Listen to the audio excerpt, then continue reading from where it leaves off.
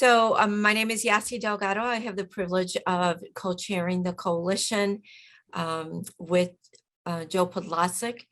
And I also have the pleasure of being the Director of Student Services here at Schaumburg High School for District 211. I'd like to welcome everyone that has joined us. Veterans, thank you for spending additional time with us. And for anyone that is new, welcome to the first coalition meeting. We hope that you not only take away helpful, useful information from today's meeting, but that you have the opportunity to maybe find a person that you'd like to network with. I'd like to go ahead and start with some information that maybe some of you might have seen in the past.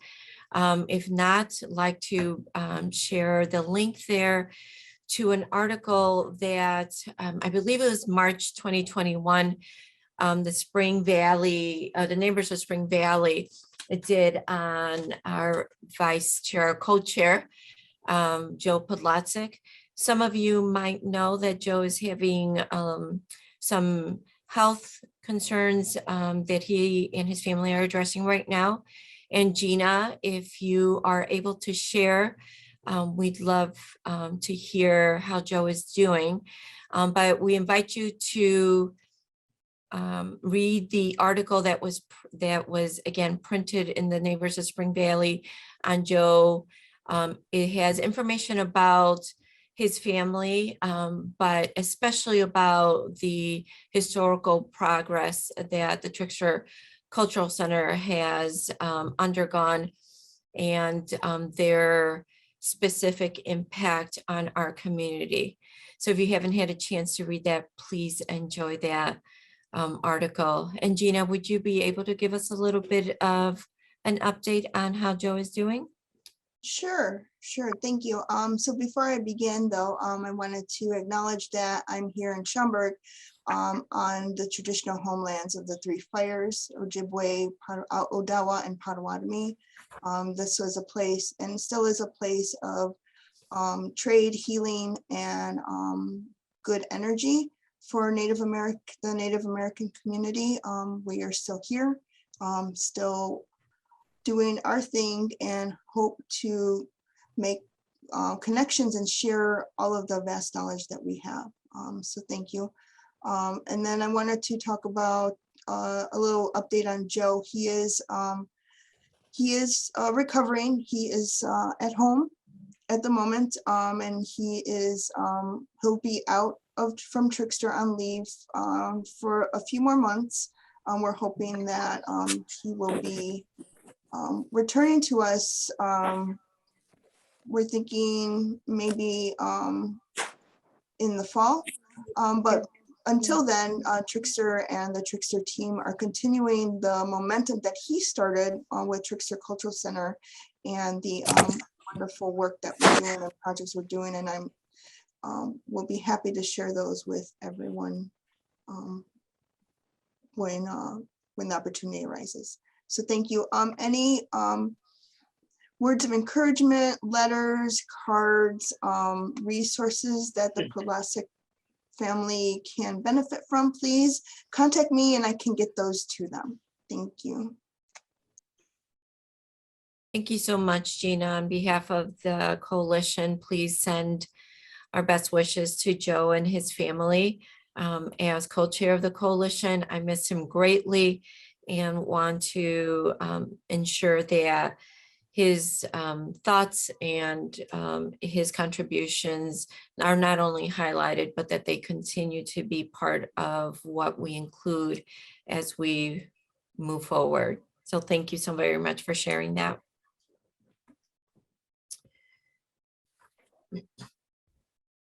So welcome again to the CPYD Coalition meeting. As always, we share the next slide, which is our funding disclaimer.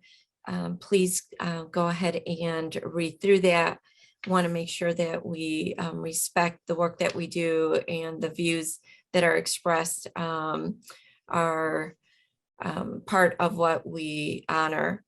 Our next slide are Youth Advocates for Change.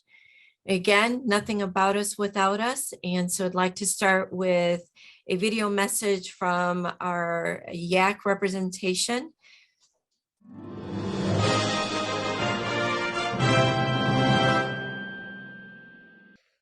Hello, Coalition members. My name is Arya Shah. I'm a junior at Conant High School, and I'm also a YAC leader. In School District 211, YAC stands for Youth Advocates for Change. And I'm Lucia Lynn. I'm a senior at Fremd High School, and I'm also a YAC leader. And with us today is another Fremd student, YAC member, and March for Our Lives leader, Natasha Javeri. In a few minutes, we will hear about some of the work Natasha is doing in our community. Welcome, Natasha. Thank you. So, Lucia, even though the CPYD Coalition meeting is taking place remotely today, nothing seems to slow down the Coalition's work. I know, right?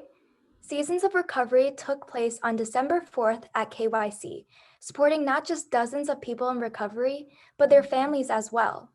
Smart recovery groups met in schools, youth prevention education took place, Trickster Cultural Center served 240 carry-out meals at their Veterans Holiday Dinner, local schools signed up to take the Illinois Youth Survey, and the CC division of KYC celebrated Taylor Swift's 32nd birthday. As we've said before, there is no way to capture, in our brief news report, all the impactful things taking place in our communities. I know, right? And if you think about it, that's one of the things the Coalition meeting is for. Hearing from each other about the good things we are doing together. Speaking of which, Natasha, we are hearing stories of a garage pile full of clothing. Would you like to explain? Of course, March for Our Lives Palatine collaborated with Wings, an organization aimed at supporting survivors of domestic violence, to host a Wings clothing drive. All clothes collected were either given to victims or sold, and the money made will go to providing aid for survivors. Domestic violence is a gun violence issue, and at March for Our Lives, we're fighting to end gun violence in all of its forms. Do you have any idea how much we collected? Yes, we filled over 7 cars to their brims, and an entire garage with clothes. And what inspired you to do this work? Well, I've always been an avid activist, but never found any outlets to truly make a change. When my friend introduced me to March for Our Lives Palatine, I was finally given an outlet to aid my community, along with communities that need help. I recognize that I do have a lot of privilege, and I want to uplift the voices and stories of those that don't. Natasha, thank you so much for sharing with us today. And just out of curiosity, did you get any unusual donations? Actually, yes. We got a bag filled to the top with beach flip-flops. Who would donate that? I have no idea. Anyhow, Natasha, along with other March for Our Lives participants, will also be leading our D211 YAC in a food drive this winter or spring. Thank you so much, Natasha. We look forward to working with you. Thank you. I appreciate your support and the support of the coalition. And we also look forward to today's meeting and hearing about all we are doing together to create a healthy, safe, supportive, and productive community for everyone. Thank you to everyone for being here. And now, welcome to the CPYD Coalition meeting. Thanks for watching.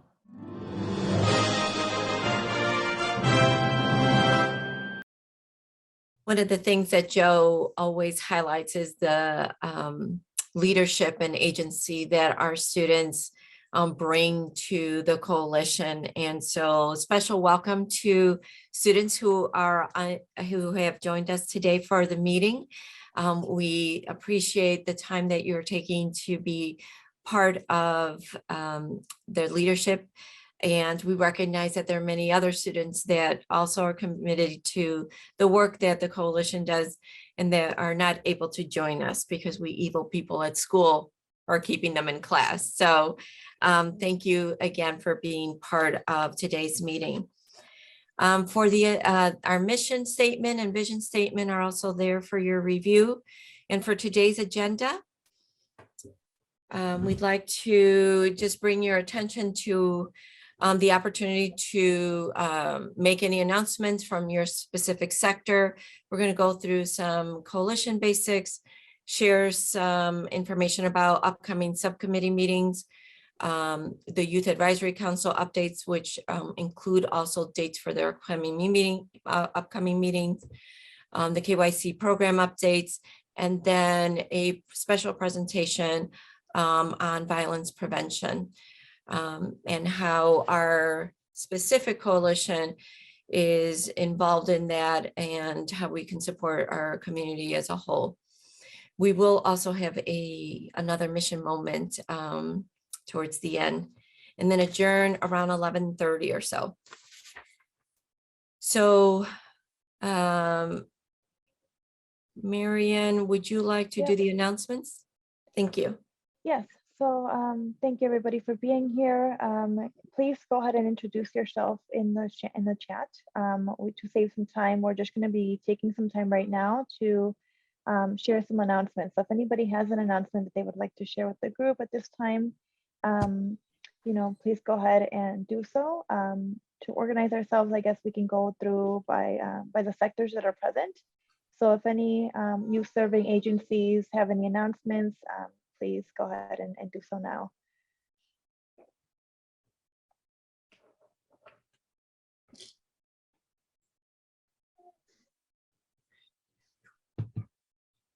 Okay. Any schools that are present that have anything to share?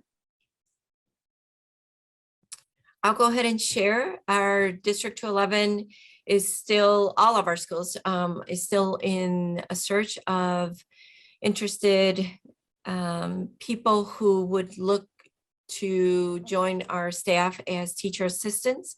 And so again, you're more than welcome to reach out to me. I believe all our schools are in the position where they can offer a teaching assistant position. So I could be that conduit if you need. The first thing is to apply online for District 211, the job site. And again, if you need information on how to do that, please feel free to reach out to me. Thank you, Yasi. Anybody else from the school sector that has any announcements? Okay. Anybody from healthcare? Law enforcement. I see we have a couple representatives here from law enforcement. Any announcements at this time? Hello, Detective Redmond. I'm with the Hoffman Estates High School. I'm actually with also the police department. I'm the school resource officer over here at the Hoffman Estates High School. Thank you for including me. We just started using your substance abuse program as far as the vaping goes, and kind of sending kids over that direction. So thank you for including me. You know, it's something that I think the school, I myself, this is my last semester, but I know it's something that I would love to pass along to the next SRO, and something to be able to kind of continue and helping kids instead of just punishing them with citations and things like that. So thank you for having me here. Of course, thank you for being here. All right, anybody else? We have others from law enforcement. Let's see, some civic agencies. Gina, if you want to share any announcements from Trickster at this time. Sure. So we received a grant to continue our work with the domestic violence program that we started out with a couple of years ago. So we'll continue working on that, offering resources and first person discussions with ways of healing from domestic violence. The other grant that we're currently working on, as well as we are going to be working with youth and our elders in a variety of collection series of videos and photographs, revolving around the environment and our healing plants. And so that programming will be coming out, which also segues into our summer youth camp that's available for anyone who is interested. We bring the camp to your organization. So anyone interested in a youth-oriented summer camp opportunity, reach out to Trickster. We have a curriculum for that as well. Thank you. I also have an announcement for Trickster. So Joe had been hosting the veterans. I don't know how that's happening or why. So Gina, do you want to talk about how you'll do the, you said it'll either be talking circles or women in recovery group that you'll host starting like maybe in February? Yes, so I don't know why I was going. Yes, so I forgot about that one. Thank you, Shireen, for that reminder. So beginning in February, we'll be hosting in conjunction with our veterans meetings, a talking circle for those in recovery. This is a continuation of Joe's work with those talking circles, traditional talking circles for healing and for support for those recovering.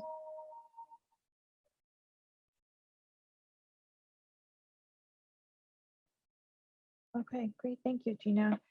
Anybody else from all the sectors or anybody else who's here right now has anything to share? Upcoming events, announcements, requests for the coalition?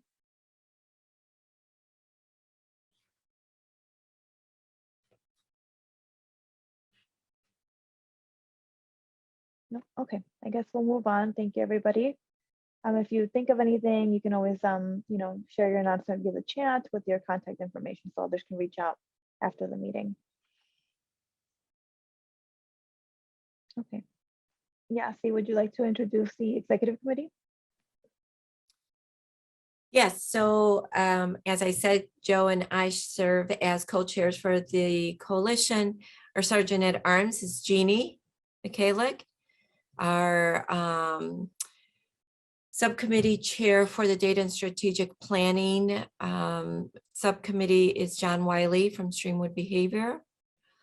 Elk Grove Village High School YAC facilitator is our one and only Ray Galarza from Elk Grove High School. Cindy Gordon is our District 54 representative, and I believe, Cindy, you said that there might be a new representative shortly. That's correct. I'll be finishing out this year and hoping to bring somebody on board in spring as I change roles from director special ed. Okay, thank you.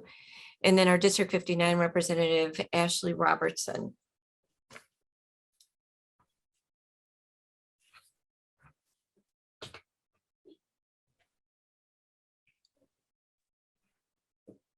Right. So next up, this is a list of our coalition staff here. I updated, okay, anyway, we'll put Shireen Payton is our division director. I'll put her contact information in the chat here. But if you have any questions about any of the programs we provide in our division, the community collaboration division at KYC or any other KYC services, please reach out.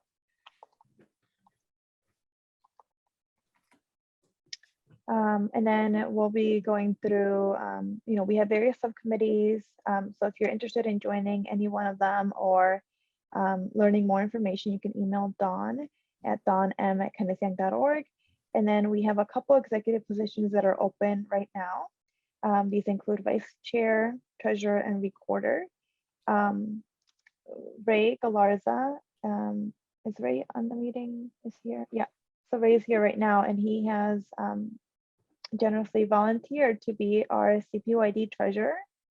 So right now we'd like to, start to see if we can vote him in. But obviously we need your approval as the coalition and coalition membership. So everybody right now is eligible to vote except for KYC staff. So Yasi, do you want to? Yeah, so we'd like the committee to support Ray's volunteer opportunity to serve as treasurer. And so what we'd like for you to do is in the chat, indicate yay or nay. So first, I'd like to have a motion to support that Ray Galarza serve as treasurer for the coalition. Can I have someone support, give us our first motion?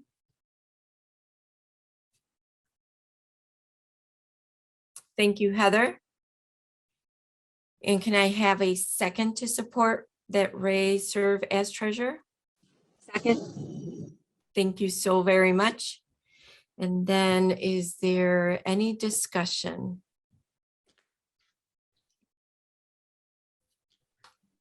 Okay, so if you would not mind in the chat, indicate yay or nay for our vote.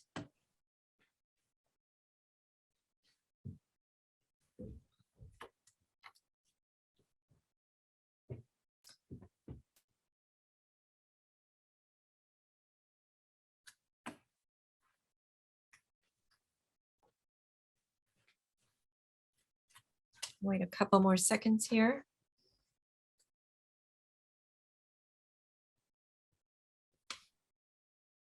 Okay, Ray, thank you so very much for stepping up. We want to make sure that we highlight you were that you volunteered, you were not voluntold, right? So Right, volunteer. yeah. Thank you so much for serving in yet a different capacity. Ray and I go years back. He is older than me, if anybody's wondering. Okay, so let's move on to the next slide, updates and next meeting dates. So for your calendar, those are the next dates for the planning committees. And again, if you are interested in learning more, please email Dawn at KYC. Okay, and then we're moving on to the youth report outs.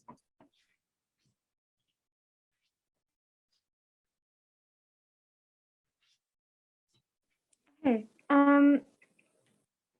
sorry, my name is Aria. I was in the welcome video, and thank you all so much for being here. Again, I'm a junior at Conant, and I'm also a YAC leader, and I'm going to be talking about our District 211 initiatives for the year. Before I start, I know the topic of our meeting today is violence prevention, but I do want to give a quick trigger warning that we will be mentioning sexual assault in today's speech, as it is something that our YAC has been talking about for a while.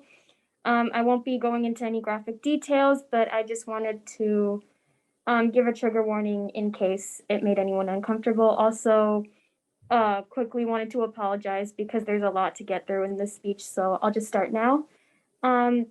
Firstly, we are so happy to be partnering with March for Our Lives, which was again facilitated through one of our from YAC students, Natasha Javeri.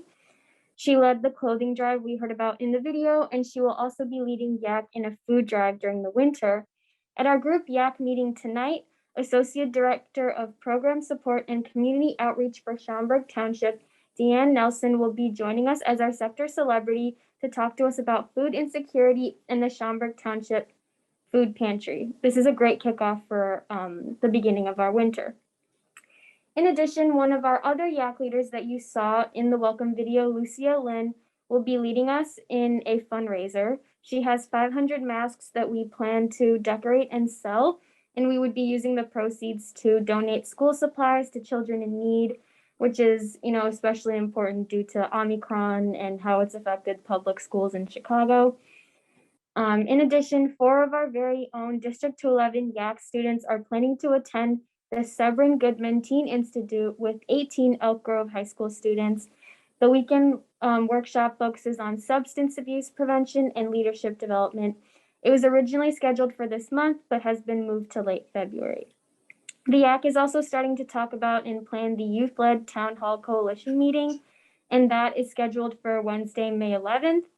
We will also be working with the Elk Grove YAC and the Rainbow Room YAC, and we don't have a lot more details, but be sure to save the date. Again, it's Wednesday, May 11th. Next, we had our first YAC meeting of 2022. Although it was over Zoom and during break, we had really productive conversations about what we wanted to do for the year.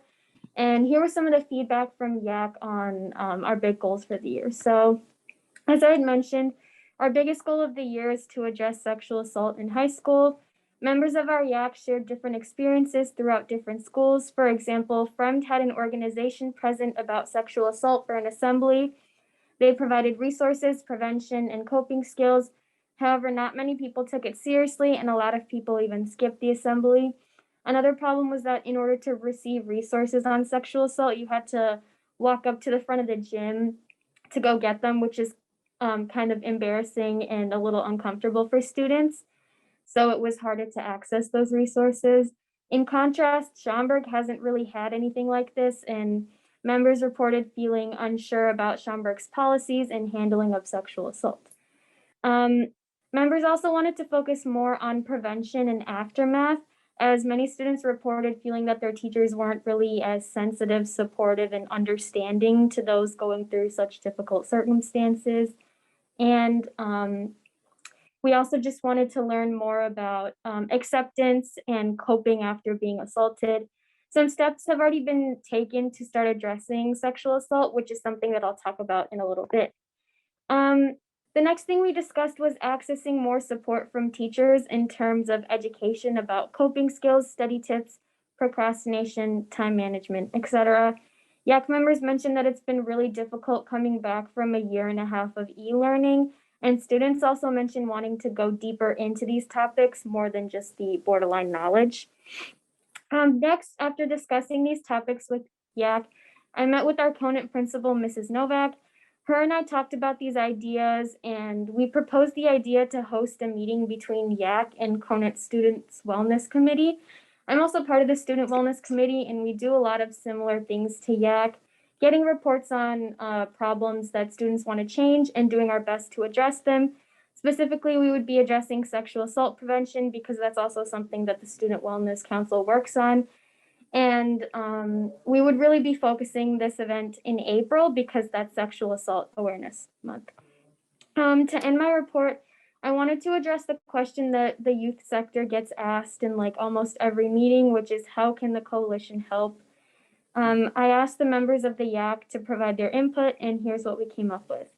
Like I said, the biggest issue we need help with is sexual assault prevention. While schools are pushing out resources, which is great, it's really helpful and really helping to destigmatize sexual assault, we still need the coalition's help and input on creating real action plans to address student concerns. I think a step in the right direction is the collaboration between Conant Student Wellness Council and YAC.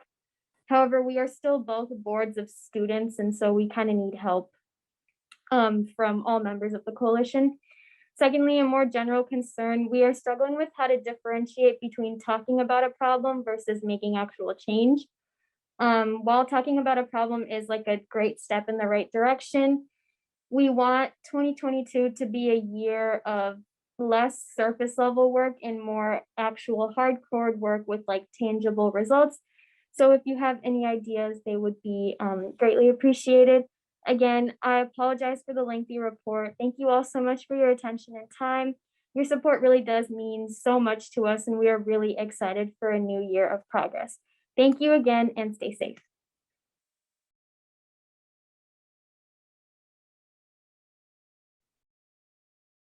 Thank you, Aria, for that great report. And can you put your contact information in the chat so that if coalition members would like to discuss any of these issues or get more information or possibly help out, they can reach out to you directly?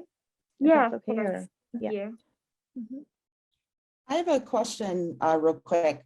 Thank you, Aria. That was very good information. And thank you so much for having an ask, because that's always helpful. So I'm going to ask this of Gina. So Gina, you mentioned that Trickster recently received a grant for, did you say it was violence prevention? What did you say that grant was for? Domestic violence prevention and healing. Okay, do you think is there a section of your grant by any chance, and you don't have to answer it right now, but do you think perhaps there is an education piece that we would be able to tie in somehow to the work that the Youth Advisory Council or Advocates for Change, what they're doing? Is there some way we could leverage what you have and what we have to help them out with their action planning? I believe we can. Our grant writers are wonderful, and they're always specific with saying that our projects and our work is cross-generational. So let me look into the grant. I can ask the grant writer. I would assume that that's part of it. Okay. All right. So Aria, that's one way I'm thinking right away is, we can do that as well with some of our we have some existing violence prevention, and that falls under violence prevention.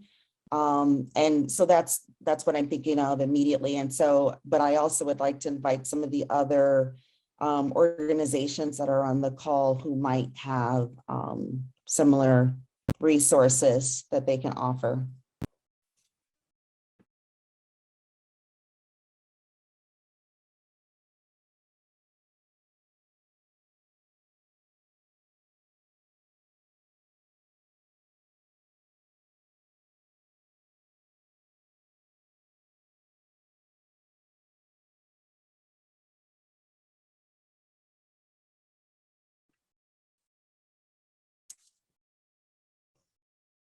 Yasi. Yes, Shireen. Okay, I'm like, it went quiet all of a sudden. So I have a question. Yeah, in that we're having this candid conversation. So it mentioned that, is there some way, where could we point for our youth advocates for change for this group? Because they also asked about Schaumburg High School's policy and handling and whatnot. So, I mean, I know that we don't have a whole lot of time right now, but we want to be able to give some guidance, and, we want to give real answers. So there are a few things that were specific in the ask, and I want to be able to give some answers. So will you be able to help us out here and show where we can give some direction in terms of policies and who they could talk to at Schaumburg High School? So the first thing, I have to thank the YAC for putting on us that while conversations are absolutely part of the progress, that specific real action plans are really what they're putting to the task now. So thank you so much for doing that. I did direct message Aria and asked her if she would like to, or the YAC would like to meet with the Schaumburg High School student wellness team. We could absolutely provide that time. I'm not sure about the reach out to other schools. So for example, like Fremd and Palatine and Hoffman, but if that is also something you'd like to do, I'd be happy to coordinate that and at least get in touch with the people that are leading those teams. So Aria, I'll be in touch with you about the Schaumburg one, and then we can follow up on the other 3 schools. Thank you so much. No problem. Thank you for your leadership. I see Tim McGowan has a question. Are you able to unmute yourself? Yeah, I can. I'm sorry. I was listening. Hello, everyone. I just had a question. So YAC only exists in Conant as of right now? The YAC, the group? Oh no. So I think we have members from pretty much every school. But I just happened to talk to my principal about it because she's pretty involved with, or she's trying to get more involved with YAC. But like everyone's been saying, I think it's a good idea if we could get like all the schools together, because YAC is like a collection of all of our District 211 schools. Okay, and then currently there are student wellness committees at all 5 schools. You guys talked about partnering with them, or have you started some type of collaboration? I'm not sure about all 5 schools. I know there's one at Conant and one at Schaumburg, and we had talked about like hosting a YAC meeting at school with the student wellness committee at Conant Student Wellness Committee, and that hasn't happened yet, but it's something that we're planning to address sexual assault awareness for April. Okay, and just so all the students are aware, the student wellness committee, there are student wellness committees at every school. I sit on the liaison, the D211, the board level. So from my knowledge, there's a student wellness committee that consists of about 12 or 15 students at every school, and it would be in you guys' best interest to have those. Whatever the focus is on YAC sexual assault, just know that student wellness committee is focused on that too. But any ideas you guys have from a grassroots level, from the ground, should definitely be run directly into the student wellness, because those student wellness subcommittees in the schools report directly to at the board level. So the counselors, administration, student board members, all that information gets passed directly to us with our meetings. So I would advise you, if you haven't done so already, get in contact with all the student wellness leaders. If you need assistance in tracking everybody down, I can get that list for you, and you guys can work directly with those. And we have regular meetings where anything you guys come up with on a consistent basis can be addressed and heard by administration and people who can help you put these action plans together.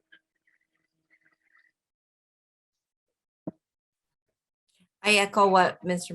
McGowan said. Aria will be in touch with Schaumburg for sure, and then we'll get you the names of the other leaders in the other schools.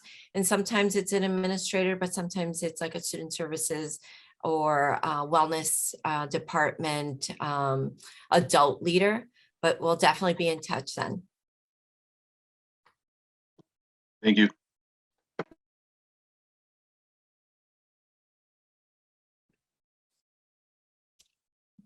Yeah, see, I'm watching the chat. It looks like Lisa. Hi, everyone. Shaps. Yeah, Shaps. Hi. I'm actually the school resource officer at Prospect High School, and I was invited to this meeting by Daryl Pass, who I had met at the NSJOA meeting a couple months ago.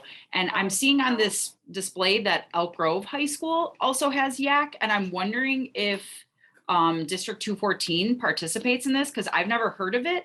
But I am a co-sponsor to our new group here at Prospect called Knights for Consent, which is also all about this. Obviously, we want to have education on consent for boys and girls. And when I just kind of chimed into the meeting, I heard about a speaker. And I would just love to know if we have, like, does District 214 work alongside this?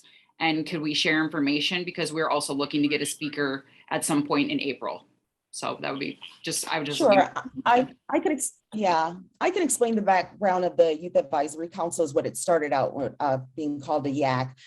So a few years ago, Kenneth Young Center had a grant from the state. It was a federal pass-through grant, and we were required to put together a youth group. And the group chose the name Youth Advisory Council, and short name YAC, and it worked really well as an advisory group, a subcommittee of this overall community coalition. And so when the Illinois Department of Human Services rolled out their new statewide, when they rebid the prevention system, they then across the state said, everyone should have youth advisory councils.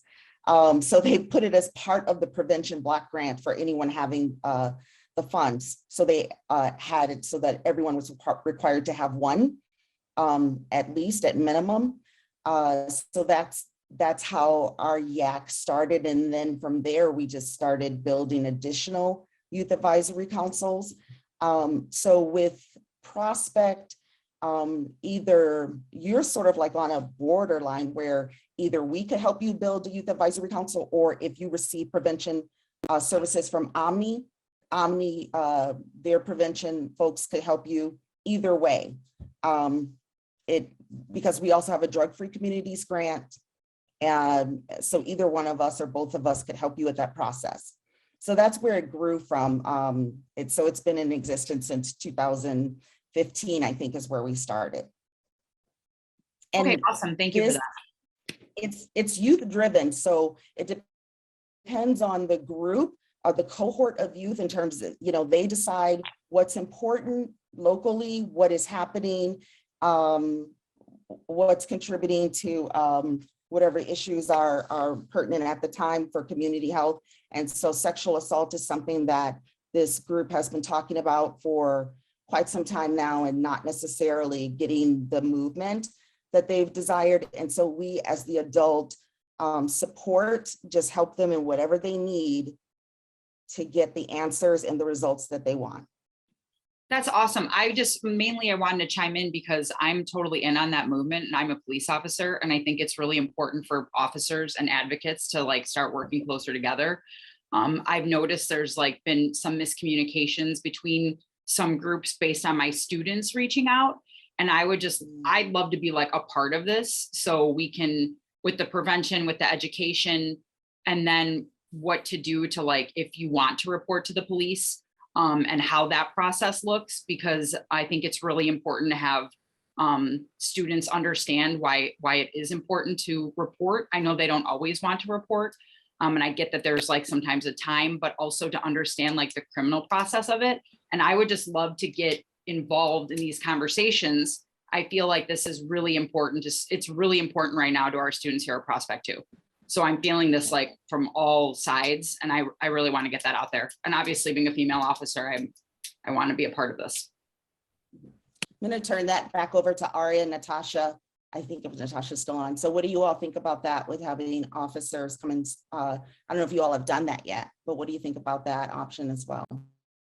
I don't think we've done anything like it, but I think it could be really important, especially in April, you said, when we have speakers come in and stuff. I think it could be really helpful, not only for people who have gone through sexual assault and are struggling to report it, but just to help people really understand the severity of it and just kind of bridge that gap between this is something that we're hearing versus something that we're experiencing. So I think it could be really helpful. I think it's a great idea.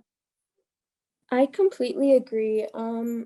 I definitely I think I was the one who talked about how Fremd approached sexual assault as a discussion, and it was in the auditorium. And as Aria said, the resources were all the way in the front, so people didn't, if they're not comfortable, it was hard for people to get the help that they needed. And I felt the way the discussion was being discussed was also different because I don't know, I just feel that maybe students wouldn't be as comfortable. So I feel that definitely having a school resource officer come in and talk, and really, as Aria said, the severity will be much more apparent because some kids don't take it seriously.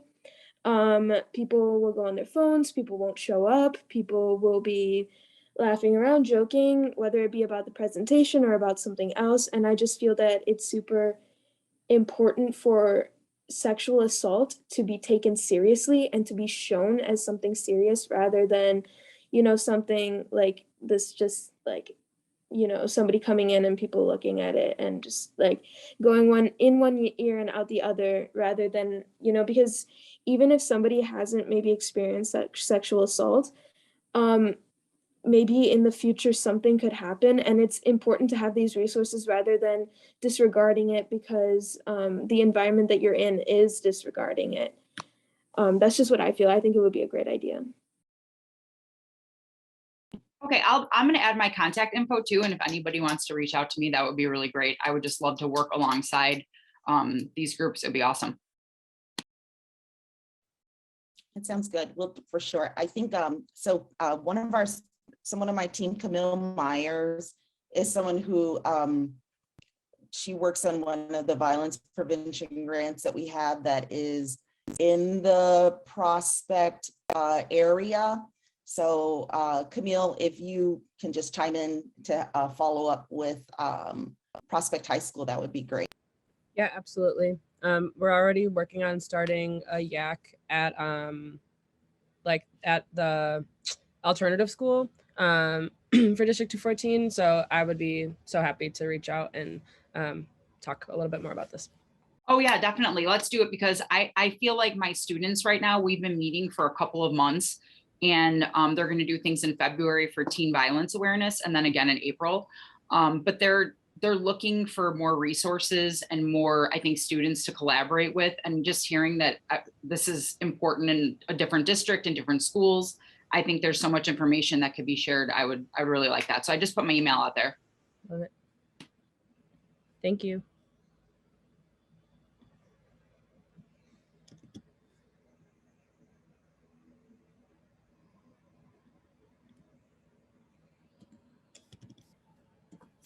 Any additional youth report out information from the Rainbow Room, Yak?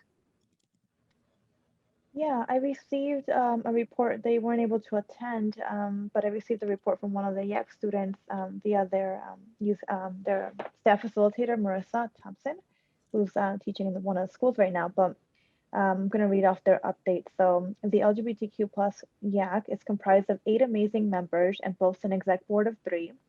Started during the pandemic, the LGBTQ YAC has become a safe space for queer and gender non-conforming youth to find community, explore relevant topics, and provide a safe space to make and hang out with friends. Currently, the YAC is working on an educational e-brochure that aims to answer LGBTQ allies' greatest questions about trans and gender non-conforming youth. Stay tuned, more to come. Smiley face. So they're doing great work. It seems like they're really growing. So that's all I have for the Rainbow Room YAC. And then next up, we have, I believe, 2 YAC representatives from Elk Grove High School. The next slide. Yeah. Lee and Alejandra, are you on the call right now? Yeah. Hi, my name is Alejandra Alcantar, and I'm from the EGHS YAC. And I will start by talking about what we've been doing this year.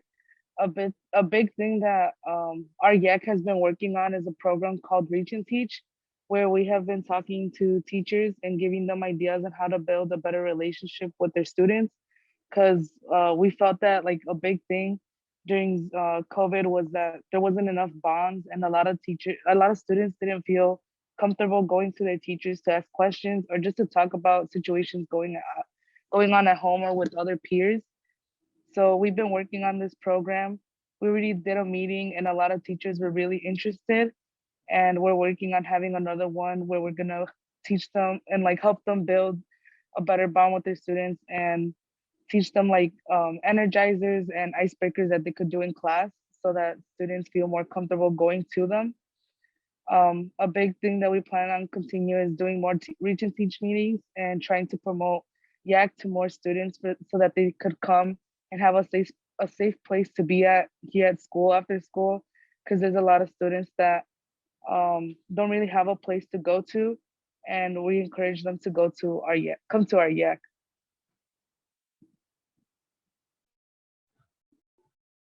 We really need the support from for the stuff we need to do, we need support from like our peers and like teachers around our school to like promote the Reach and Teach, and even just our program after school doing like our little sessions where we do learning names and stuff and just like making a little community.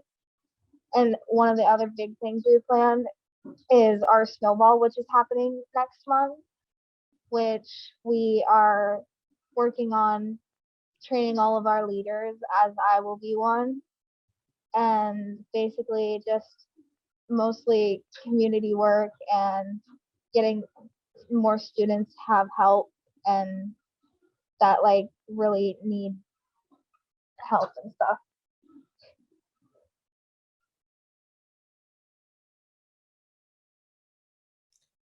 I think Lee and Alejandra, thank you so much for that information. I'm one of those people that will be reaching out to you and Mr. Galarza.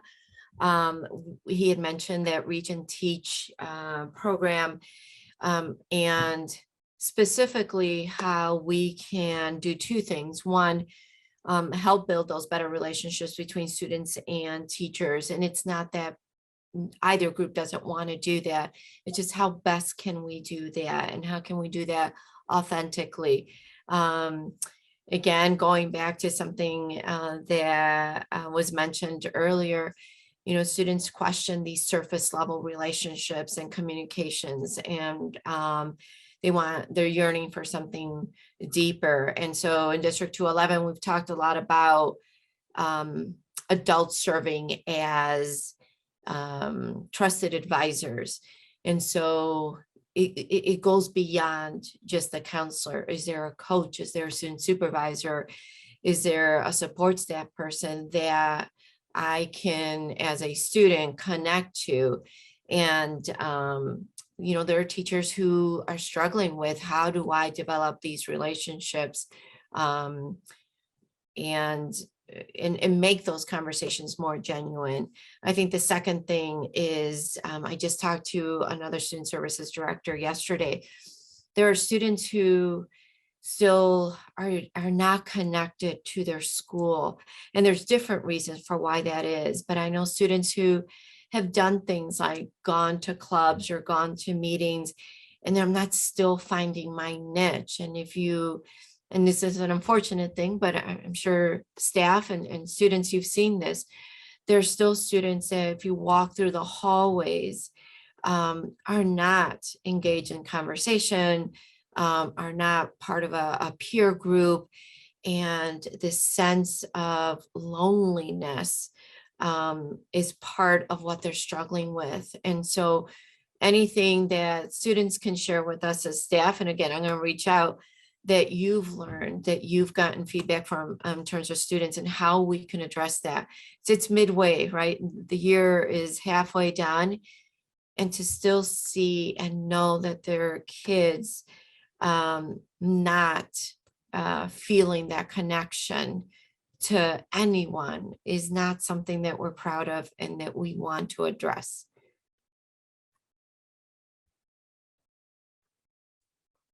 Thank you for that, Yasi. I would also like to say that as, our division is community collaboration, and that's what we're all about. And I would also like to say for the YACs, what we are committed to doing, why we bring this coalition together, our partners who are here, is that as you all are, I know it's just January, but as we're winding down the school year, if you all are looking for internships, paid internships, please reach out to your YAC advisors or leaders and let us know what you're interested in, if community work is what you're interested in, because we'll reach out to our partners to figure out ways that you can connect back to the community, because that's another protective factor that is very important for you, your friends, your family members, so that this work continues when you're out of school, because when you're passionate about it like this is another way to continue to build a healthy community. So thank you again so much for the work that you do.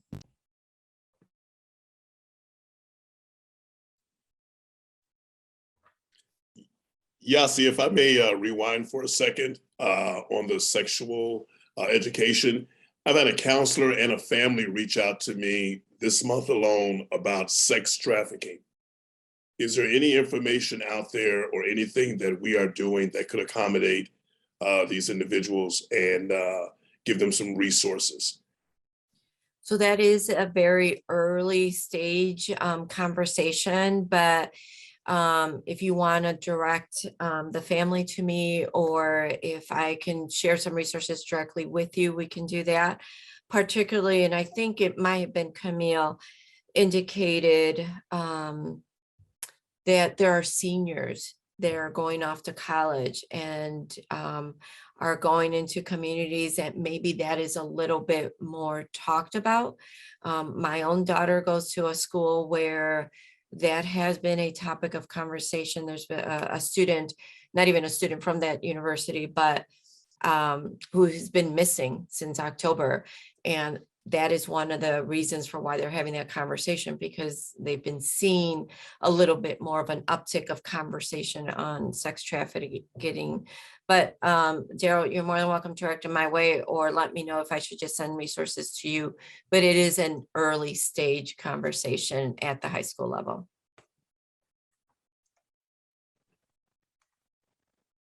Trickster Cultural Center in February will be rolling out our pop-up exhibit, which is a expansion of the Long Red Line exhibit, which came out of Elgin. And that is all about the human trafficking issue here in this area. We're also expanding that with the murdered and missing women, Indigenous women and people, Indigenous people. But this, we're hoping this exhibit then provides space for people to start having those conversations. Throughout the month, we will also be having panel discussions and special guests and speakers and artists come out and talk about that subject. And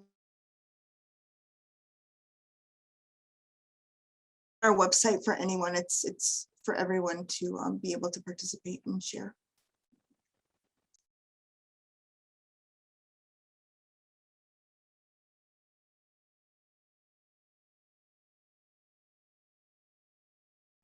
Thank you, Gina.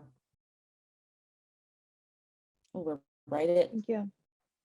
11. Okay, Marion, go ahead. Yep, we're right at 11, a little behind schedule, but this was like a fantastic conversation. So thank you all for bringing this to the coalition. It's something that we should all be collaborating on moving forward. So just a couple KYC program highlights before we move into our capacity building, which is also going to be focusing on violence prevention. So as you know, this is an administration year for the Illinois Youth Survey. It's administered every 2 years and across the state of Illinois in public schools. As of right now, we have almost 2 schools shy of 100% registration, which is excellent. So these are the school districts that we're currently working on recruiting. Just 2 schools, like I mentioned, 1 middle school and 1 high school are missing, but I believe they should be registering pretty soon. So hopefully by the fall, we have some good data that we can report back to you all with and start moving forward with our action plans, or continue moving forward and updating action plans to address all these issues in our communities.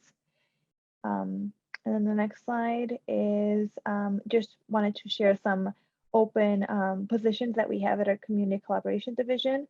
You can apply on our Kenneth Young Center website. There's a link right there too.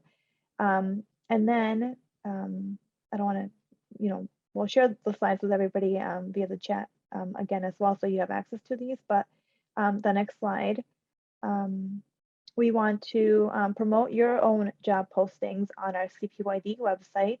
So this is something that came out of conversation with the executive committee, just because everybody seems to be looking for employees. There are a lot of job opportunities that are open right now, but not enough people looking, I guess. And so we created a Google form where you can submit your job posting to us, and then we'll make it available on our CPYD website. We have dedicated a page, a job partner posting page, or a coalition partner job posting page on our coalition website.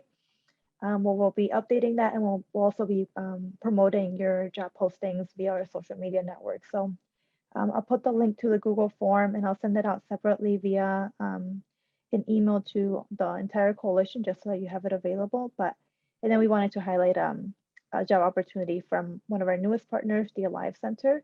They're opening up a satellite location in Hanover Park and offering after-school programs. So really exciting work that they're doing, but they're looking for a part-time program lead. So if you know anybody, please contact the Alive Center. But yeah, thank you all.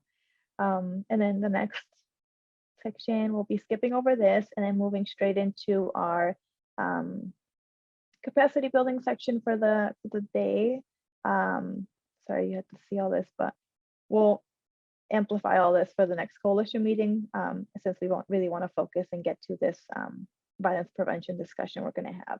So I'll hand it off to Camille and Mario from our team to take us for now. Yeah, go ahead. Good morning. My name is Camille Myers. I am a community collaboration team lead. I work on the substance use prevention program as a project lead, and then I also work on the community youth services, specifically Hanover Township, which is, it covers a bunch of different like towns, but Hanover Township, essentially, where I do work with like life skills and violence prevention and so forth and all those things. Yeah. Oh, and then hi, my name is Mario Nunez. I am the project associate at Kenneth Young Center, and I also work under the CYS grant, and my service area is the Elk Grove Township service area. And I would like to begin with a presentation of violence prevention. If we can go to the next slide.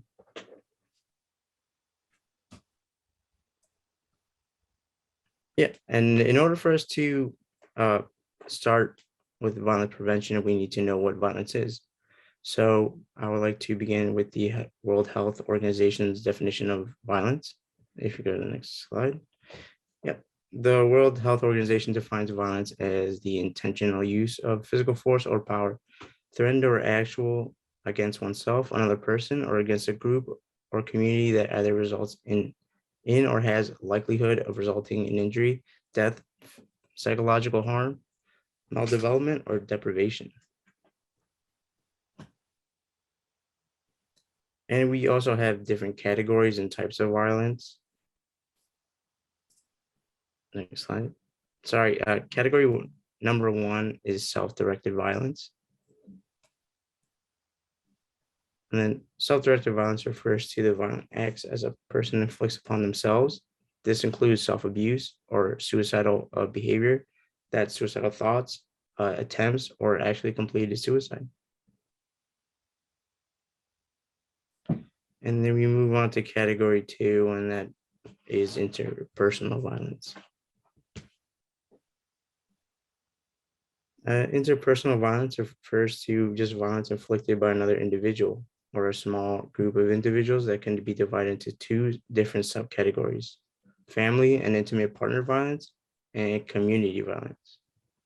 So if we go to further family and intimate partner violence, these forms of violence include child abuse, intimate partner violence, or abuse of elderly. And if we go to the community violence, these types of violences include youth violence, random acts of violence, i.e. sexual assault by strangers, or violence in institutional settings, i.e. schools, workplace, prisons, or nursing homes as well. And last category is collective violence, and that includes such as people who identify themselves as members of groups to achieve political, economical, or social objectives through the acts of violence. And the last 4 types of violence are physical, sexual, psychological, and the 4th one, neglect, that often people don't see as violence. And I would like to pass it on to Camille to talk about the direct and indirect violence. Yeah, so there are 2 different types of violence, like Mario said, direct violence and indirect violence. You can go ahead to the next slide. So direct violence is where an actor or perpetrator can be clearly identified. So all forms of direct violence is considered direct violence, or all self-directed violence is considered direct violence, as well as interpersonal violence. And many forms of collective violence can also be understood as direct violence. So if you want to, go ahead and type some examples in the chat. Yeah, and then I'll look at those while we move on a little bit. So indirect violence is where no direct actor exists. So rather it's built into structures, appearing as unequal power relations and consequently as unequal opportunities. So the difference between direct violence would be things like bullying, direct assault, sexual assault, things like that. And then indirect violence would be things like homophobia, racism, sexism, xenophobia, things like that, where it's built into a systemic structure. We can go ahead and move on. So youth and violence, yeah. So risk factors for youth and violence there are individual risk factors, educational risk factors, community, family, and social risk factors as well. So individual risk factors look like a history of abuse, neglect, or trauma. Being exposed or witnessing violence increases risk as well. A history of aggressive behavior, learning disabilities or neurodivergence, mental health issues and emotional stress, and substance use. So risk factors are all things that obviously make you, not make you, but can cause an increase in the likelihood that you might be someone who experiences violence. We can move on. So educational risk factors are schools in urban areas, higher because they have higher population density a lot of times, increased socioeconomic disparities, heavier policing, and schools with higher substance use and gang involvement. So in this specific article that I found, a lot that they were talking about is that a lot of times urban schools fall specifically under all of those categories, which is why you tend to see violence in more urban areas more typically than you would see in rural areas. So community risk factors are substandard housing and economic decline, high transient rates, and low community involvement. And then family risk factors are inconsistent discipline, including overly harsh and as well as overly permissive discipline, lack of supervision, lack of emotional attachment to a parent or caregiver, untreated parental mental illness, parents with lower income and less education, childhood abuse and neglect, and then stressful family environments. So a lack of father in the home, conflict in the home, or parent role modeling of inappropriate behavior. And the last one, I believe, is social risk factors. So easier access to guns, peer pressure, low involvement in structured activities, and media portrayals of violence as well. So how has the COVID-19 pandemic impacted youth violence in youth? There was a specific article that was sent that I thought did a really nice overview. So we're kind of just going to be going over some themes from that. Go ahead.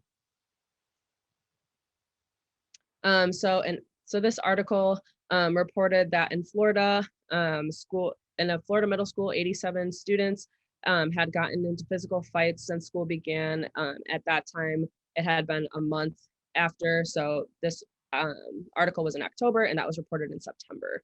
And at a school in Illinois, 70 students had been suspended for violent altercations. In New York, 2 students were cut during an altercation. And in Kentucky, a counselor said that she had assessed 26 students ages 8 to 10 for suicide risk since May of 2021. We can go ahead.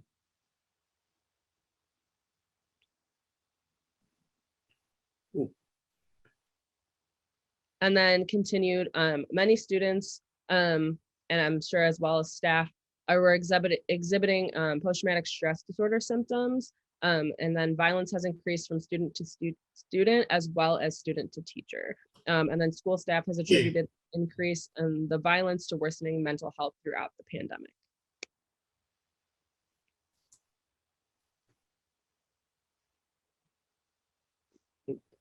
And then I'll take it over from here. We thought that it was important to get narrative data from the perspectives of the 3 different sectors within the school system and get their perspectives on what they've been seeing, what they've been hearing. So we've selected 3 different sectors within the school system. That would be the school resource officers, school social workers, and most importantly, the student themselves and what they've been seeing.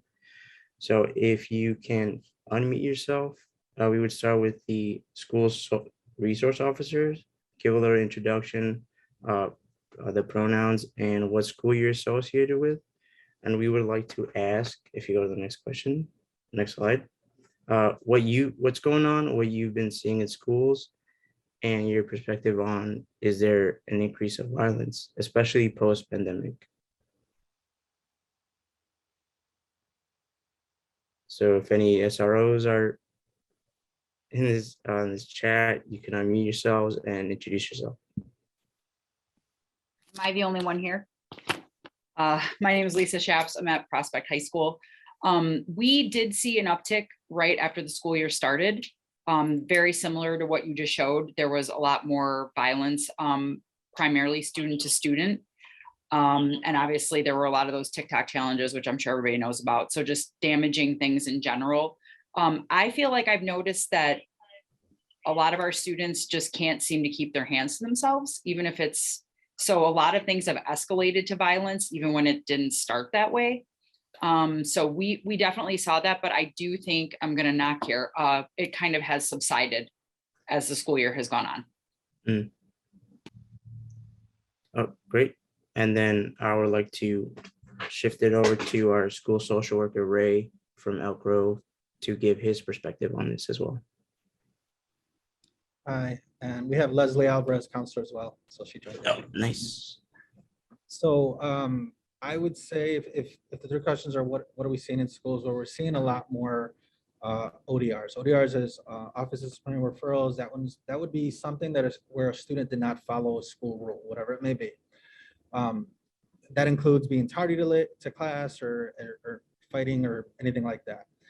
If we look at the last school year that we were in full person, the 18-19 school year, for our district, we had roughly 14,000 of these incidents. Okay, that's for all 6 schools. Okay, the next year we went down to about 11, and that's with only going to school till March. The year after, last year, we had about 900, and that's with only a small fraction of students being in the buildings. This year, with all the schools back, we are a little over 4,000. So if you look at the last full year, we were there 14,000 versus 4,000. We'll be actually having lower incidents overall. The problem is, the next question is, what about the increase in violence specifically? The number of fights, if we just look at fights, we're looking at 140 that we had in the 18-19 school year, which is the last full year again. And those have slowly gone up to we're about that much right now, and we are halfway through the school year. So that's what we're seeing. Has there been an increase? Yes, there has. Am I going to blame myself? Absolutely, because our jobs is not just as educators, but to teach students social skills, how to communicate, how to survive, and we are seeing and problem solve. Yes, sorry. And we have students that do not know how to do that. And I mean, understandable, they haven't really been around other students in a structured setting where they knew what they had to do every period. At home, they would log on, maybe have a snack whenever they wanted, things like that. So now they're back into this structure. With what the SRO said, I do see it that is going to start decreasing because now they've been here for 1 semester. So I really hope that that is the case.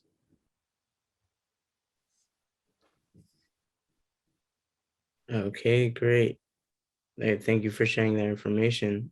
And lastly, we have, I think, one of the most important perspectives on this, and that would be from the students themselves. And we have a couple of EG students on the line to discuss about this as well.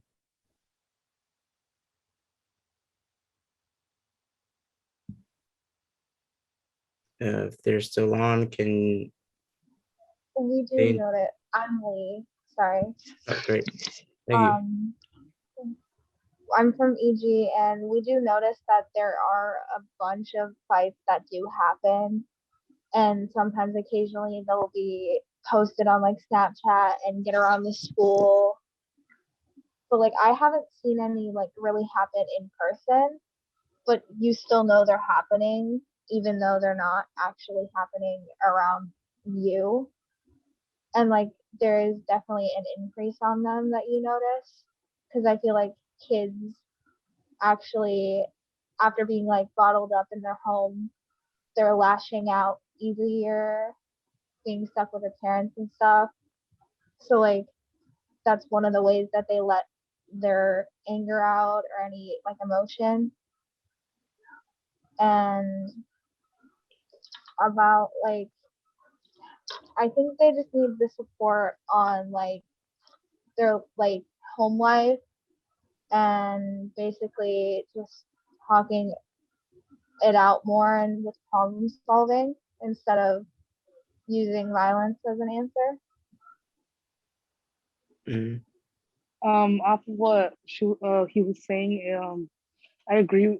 There has been a lot of more fights going on at school. Even if it like there's some teachers that end up stopping it. There is a lot of like bickering, or they just end up like talking later on, like outside of their homes, which is to get worse because there's nobody there to stop it. That's what I've seen so far. Like there's been fights still posted, and I feel like that's a big thing is social media. Like they're like, oh, there's gonna be a fight video, so like people encourage it to be a fight just so that somebody could catch it on video. And I feel like that's a big thing that has really caused a big increase in fights and violence. Is just like for other people's entertainment.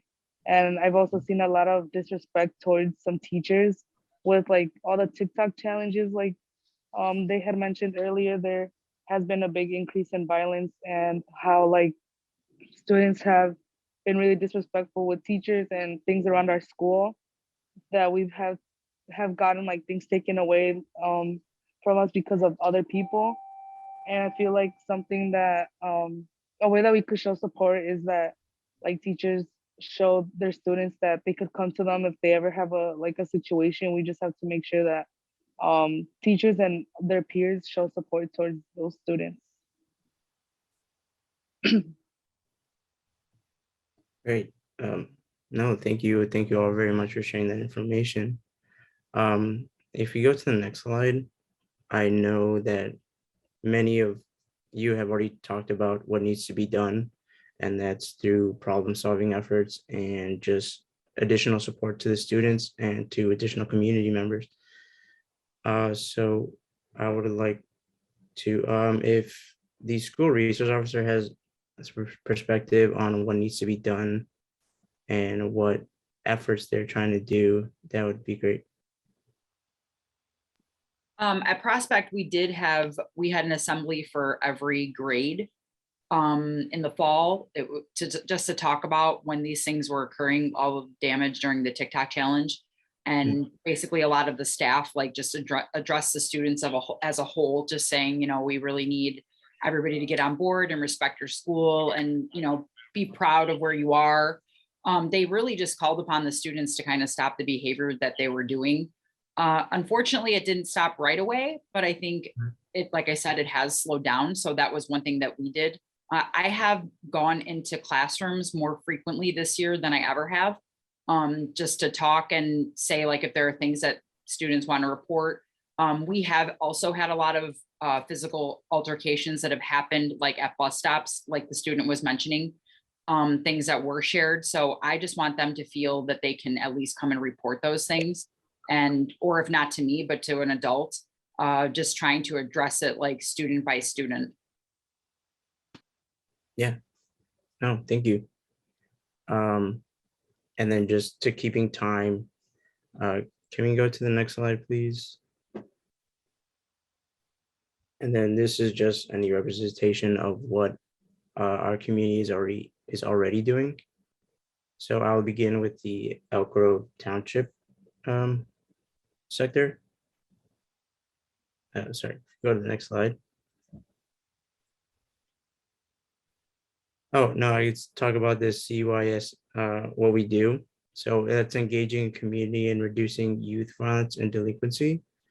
And CYS usually has 6 objectives and goals, and that's to form a community committee and project area board, increase positive youth development, form a youth committee within the service area, implement and enriching and meaningful activities and programs, providing a safe and supportive environment for youth participation, and increase opportunities for youth to establish healthier behaviors. And the next one, it's Elk Grove Community Service. This is the one I'm largely with. And in order for us to, we have 3 different programs that we offer, and that's monthly Latinx parent support groups, which meet every last Saturday of every month. And this group usually meets in Spanish and is a Spanish only group. And then we also have an Elk Grove Youth Advisory Committee. That's our YAC, and that is our after school high school program comprised of Elk Grove High School students. And then we also have an Elk Grove subcommittee, which meets in February 2nd from 11 to 12. So if you are part of that community, please feel free to join. And then we have an announcement from Camille about our Hanover Township services. Yeah, so like I said before, I am the liaison for the Hanover Township community. So we're hoping to start Parent University in 2022. So we'll cover topics that parents are looking for support on, like FAFSA, like mental health for their students or themselves, whatever they're seeing. We're looking to get some parent feedback as of now to like what they are looking for some help on, things like that. We also have prevention programming like violence prevention, life skills workshops.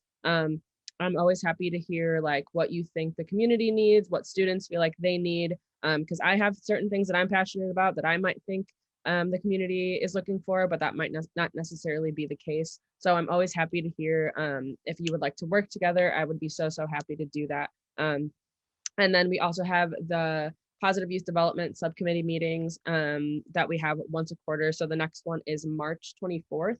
From 2 p.m. to 3 p.m. So if you're a part of that like Hanover Township area, you can contact Mario to kind of get connected with that. And then next up, I believe, is Shireen for the North Suburban Community Network, if she's around. I am. Hi. Yeah. So, yes, hello. So the North Suburban Community Network, as well as the LGBTQ Center. So what we're doing right now, because of Omicron, all of our programs and our groups have gone virtual for this month, and then we're watching to see what happens in February if we're going to continue with our virtual programming. So right now we're meeting Thursdays from 5 to 7 via Zoom.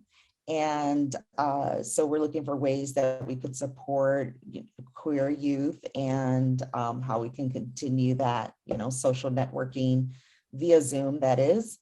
The parent support group is also continuing via virtual, and it's the second and last Tuesday of the month from 7 p.m. to 8:15 p.m.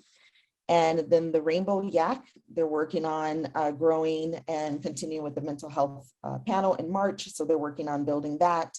And the North Suburban Community Network group, we started our planning for the Pride Festival, which hopefully can also happen in June. Right now we set the date for June 11th. Trickster has agreed to be our host again for the second annual Northwest Pride Fest. So if you would like to join or sponsor or be a part of that festival, just get in contact with me and we can talk about, and that group is largely queer identified individuals, the North Suburban Community Network group, but the planning group for the Pride Festival is queer identified folks as well as allies, that is. So let me know if you're interested in being a part of that. That's all I have for that slide. And then I know we've discussed about in-school community programs before in the last subcommittee, but just to offer a refresher, we offer a Teen Reach, which other school program, which is between 6 different schools, and that's District 62 and 59. And on our District 70 level, we have 2 full-time staff that are in the building Monday through Thursday each week to help support students. And in our District 62, we have 5 full-time staff meet with students and families in homes and schools. And if you have any other programs, please feel free to share it in the chat. That would be great.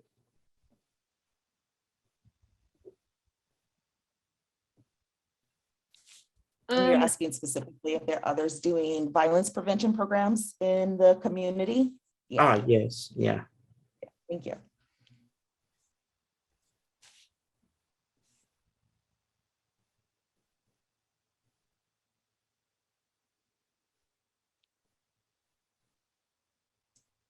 We could probably go to the next slide while people continue to put their contact info things in the chat.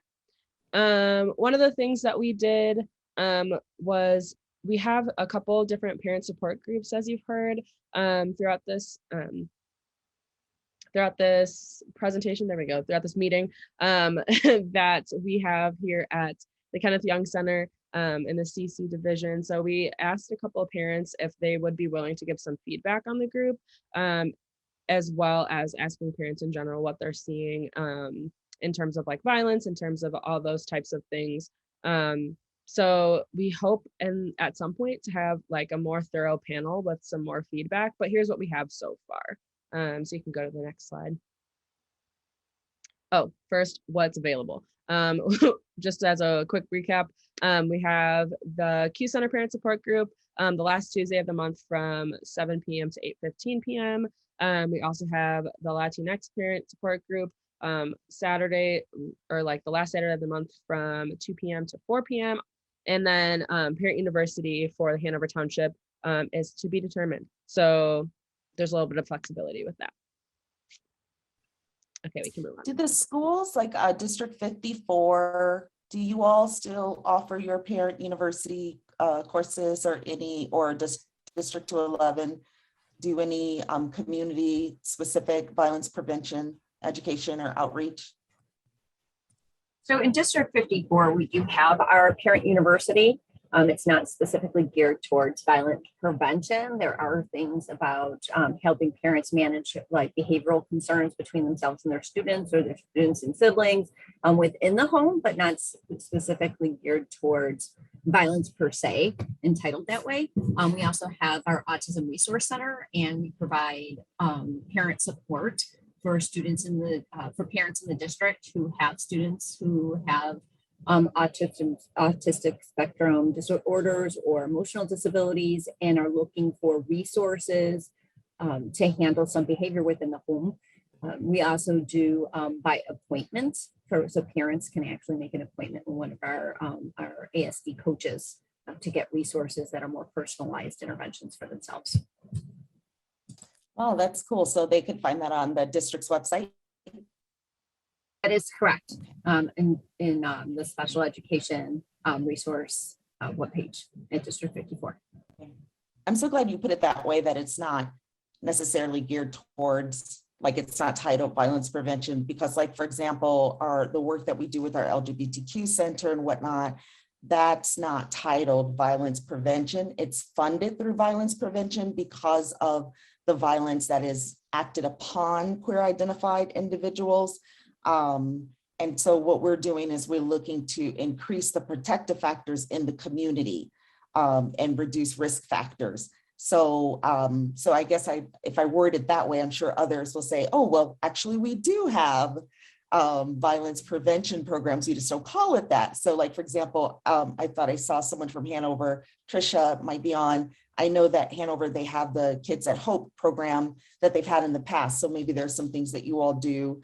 So there are things that that our partners are doing, but you might not call it that. Like our community youth services program, we don't call it our violence prevention. It's community youth services, or our Teen Reach program, for example. I would say that at Schaumburg High School, I don't want to speak for other schools, but very similar. We don't have programming that's very specific to that language, but there are parent academy sessions that we've been offering all of first semester. And one of them, for example, was about accessing supports and emotional regulation and like self-management. So more related to those kind of resiliency topics, but in that self-harm and violence to others and things like that. So yeah, kind of bouncing off of that, just to clarify, I would consider most things that are like violence prevention would be things that decrease those risk factors, or addressing those risk factors, like things like mental health, things like housing, things like those things are all considered violence prevention. So most of the things that most of us are doing, like Shireen said, are that violence prevention. It's just that this specific meeting was about that, but all of those different facets definitely funnel into that viewpoint of violence prevention. Yeah. So again, if you do have things that are addressing those, feel free to put them in the chat so we can, learn more about that if you have anything that comes up in your mind. But to quickly go through things, because I know we're out of time. So here's the feedback that we got based on the questions that we asked.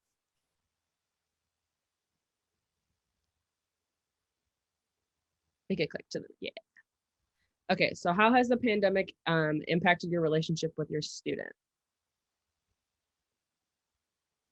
So this parent said this is a parent from one of the parents at the LGBTQ plus center parent support group. During the pandemic, I've had more time to spend with my child, which is awesome. They have appreciated that, and I have attended some parent support group meetings on Zoom and in person. Go ahead and move on.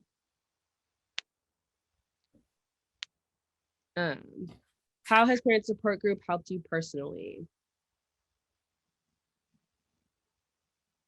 The staff is so helpful and knowledgeable. They have given me many ideas to share with my child. They also provide a recommendation. They provided a recommendation to a therapist that worked with the LGBTQ plus teens when I asked. We were able to find my child a great therapist, which is something that is super exciting that we're able to give those supports.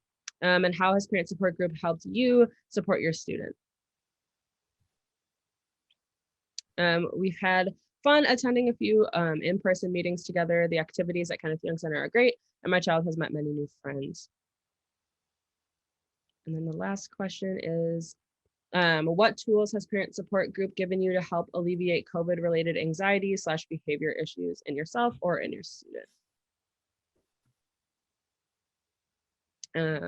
As mentioned before, they referred a therapist that was really helpful. And when my child hasn't really encountered anxiety/behavior issues specifically related to the pandemic, listening to the staff give advice to other parents has given me ideas on how to further support my child and the students that I work with.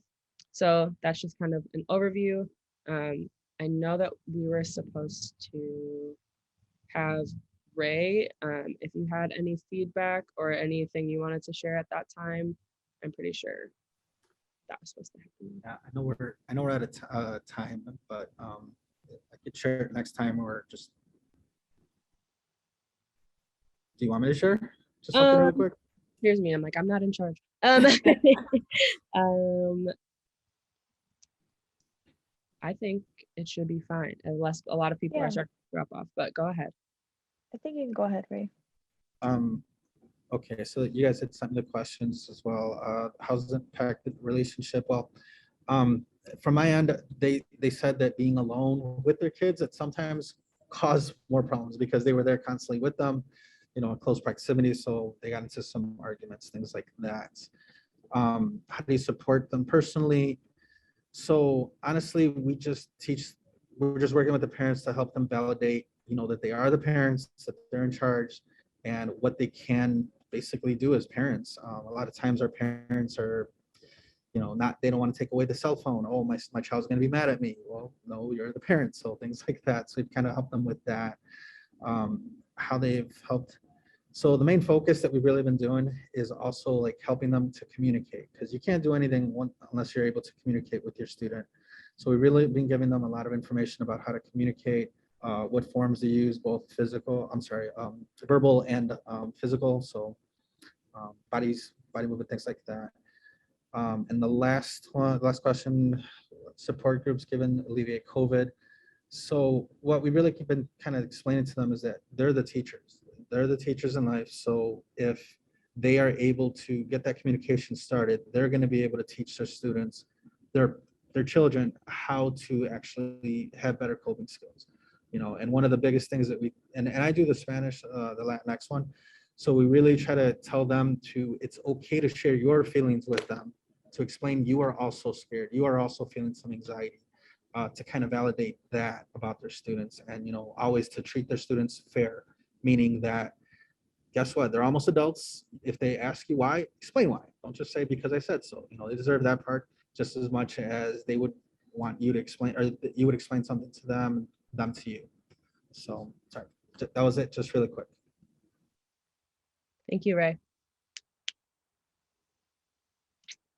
So I think we have the video of kind of like wrapping up, sort of like an overview of what happened at KYC last year.